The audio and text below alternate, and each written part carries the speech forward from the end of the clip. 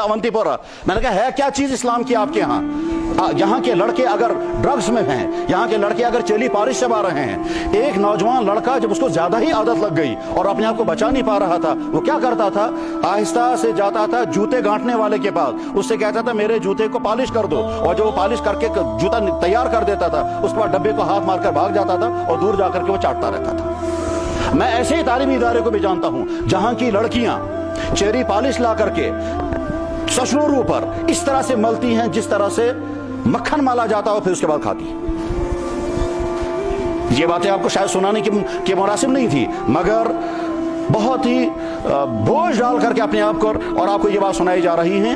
हो सकता है आपका जहन इसका बिल्कुल पाक साफ हो, अल्हम्दुलिल्लाह पाक साफ ही रहे और आइंदा भी पाक साफ रहे, मगर खतरात बताना और आइंदा क्या क्या हो सकता है ये आपके सामने पहले से बताना। सर्दियां आ रही हैं, पहले अगर बताया जाए कि साहब आगे सर्दियां आ रही हैं, आप क्या क्या तहफ़्फ़ुज़ी इंतजाम करेंगे, इसमें बताने में कोई हर्ज नहीं है। तो इसलिए गलत ताल्लुकात, गैर अखलाकी रवाबित, एक दूसरे को मैसेजिंग करना, एक दूसरे के फोटो इस्तेमाल करना, एक दूसरे की किरदार कुशी करना, एक दूसरे को फंसाने की कोशिश करना, चाहे लड़कों की तरफ से हो चाहे लड़कों की तरफ से, इंतहाई जहरीली हरकत है और इसकी वजह से आपकी जिंदगी तबाह हो जाएगी।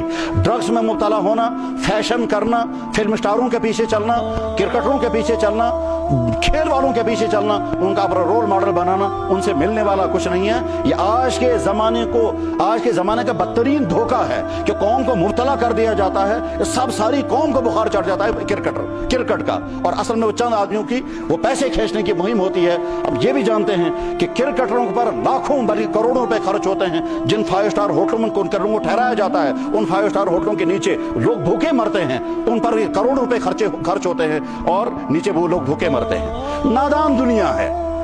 यहूदी फख्र के साथ कहते हैं हमको फुर्सत नहीं है क्रिकेट खेलने की, हमको फुर्सत नहीं है फिल्में बनाने की, हमको फुर्सत नहीं है आवारा फिरने की, हम दुनिया में रूल करने के लिए आए हैं। इसलिए दुनिया की सारी इकॉनमी यहूदियों के हाथ में है, दुनिया की सारी सियासत यहूदियों के हाथ में है, और वो कहते हैं कि हम दुनिया में रूल करने के लिए आए हैं। एक यहूदी अपने बच्चे को 22-22 घंटे पढ़ाता है।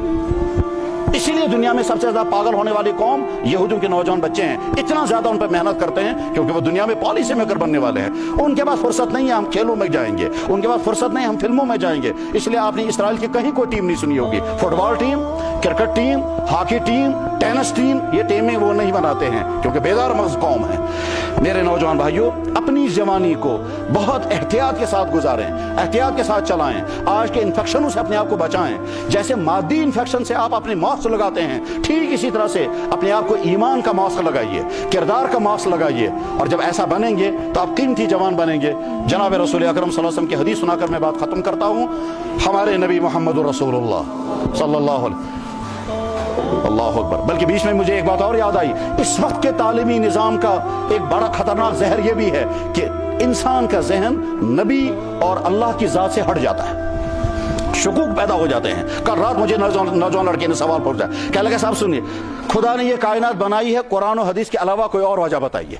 तो मैंने कहा कुरान और हदीस के अलावा और कौन सी वजह हम बता सकते हैं खुदा ने ये कायनात क्यों बनाई? क्या लगा इंसान को कहा जाता है उसने इबादत के लिए बनाया? नहीं, इबादत के लिए नहीं, इंसान आज़ाद पैदा हुआ है, हम जो चाहें सो कर सकते हैं। ये पाबंदियां हम क्यों लाई की गई?